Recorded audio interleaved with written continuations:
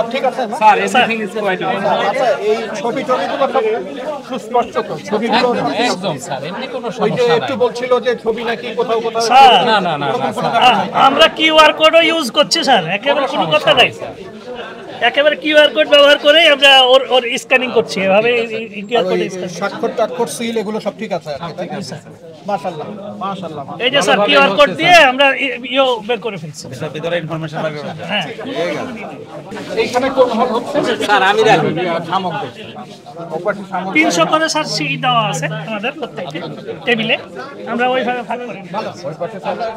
একদম অক্ষরে অক্ষরে সেটা সেভাবে পালন করছেন, কিন্তু সাংবাদিক শেষে আবার আরেক নিউজ দিচ্ছে, সব সাংবাদিক 1000 সাংবাদিক ঢুকে গেছে। যে পরিবেশ তো খুব সুন্দর দেখছে, পরিবেশ অত্যন্ত চমৎকার। পক্ষ থেকে বলা হচ্ছিল যে ছবি নাই ভোটার তালিকায়। না, ছবি নাই এই কথাটা ঠিক না, ভোটার তালিকায় ছবি আছে। ঠিক এখন পর্যন্ত তো খুব ভালো দেখছি, শুধু এই যে লাইন টাইনে দাঁড়াচ্ছে গরমের ভিতরে, ওরা একটু কষ্ট পাচ্ছে। তো এটার ব্যাপারে বোধহয় আমাদের খুব একটা কিছু করার নাই। তো সব কিছু সুষ্ঠুভাবে চলছে।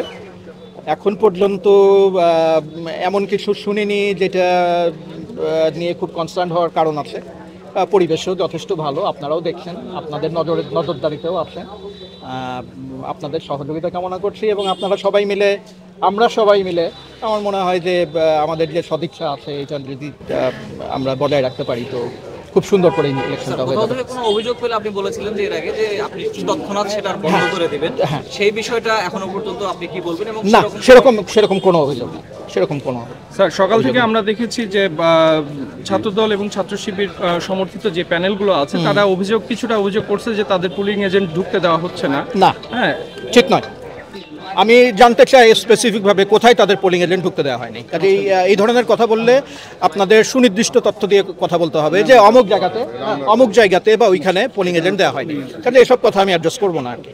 এখানে আইন শৃঙ্খলা রক্ষাকারী বাহিনী যারা আছেন তারা সবাই সচেষ্ট আছেন যে বাইরে যেন কোনো খারাপ পরিস্থিতির সৃষ্টি না হয়। তো এটা নিয়ে আমাদের একটা কনসার্ন আছে এবং এটার দায়িত্ব হচ্ছে যে যারা বিশ্ববিদ্যালয়ের প্রশাসনের বাইরে যারা ল অ্যান্ড অর্ডার দেখেন তারাই এটা দেখবেন। আমি শুধু বলবো যে আপনি যদি উদ্দেশ্য প্রণোদিতভাবে কালি লাগানো মাত্র ঘষাঘষি না করেন, একটু শুকানোর সময় দেন, কালি উঠবে না ইনশাআল্লাহ। স্যার 17 ঘন্টার মধ্যে ফলাফল দেখেছেন যে অনেক জায়গায় সময় লেগেছে, সেখানে একটু আগিয়ে দেওয়া বা একটু তাড়াতাড়ি করে একটা নতুন উদাহরণ সৃষ্টি করতে পারবে কিনা আপনি? তাদের তো চেষ্টার কোনো ত্রুটি নাই। আমাদের 6টা ওএমআর মেশিন আছে, 6টার জায়গায় 12টা ওএমআর মেশিন জোগাড় করতে পারলে বোধহয় আরেকটু আগে হতো, কিন্তু আমাদের আছে 6টা। এই 6টা ওএমআর মেশিন তাদের সর্বোচ্চ পারফরমেন্সে চললে ওনাদের ধারণা 12 থেকে 15 ঘন্টা লাগবে। এই সময়টা ওনাদেরকে দিতে হবে আর কি। তবে আমি যেটা সবাইকে নিশ্চিত করতে চাই যে ভেতরে তো থাকবেনই, বাইরেও ডিসপ্লেতে সমস্ত কার্যক্রম আমাদের সমস্ত ছাত্রছাত্রী, ইনফ্যাক্ট সমস্ত দেশবাসীর সামনেই আমরা উন্মুক্ত করে দেবো। সবাই দেখবে কি হচ্ছে না হচ্ছে, সময় লাগলে কেন সময় লাগছে, তাড়াতাড়ি হলে কেন তাড়াতাড়ি হচ্ছে, সবাই এটা দেখবে।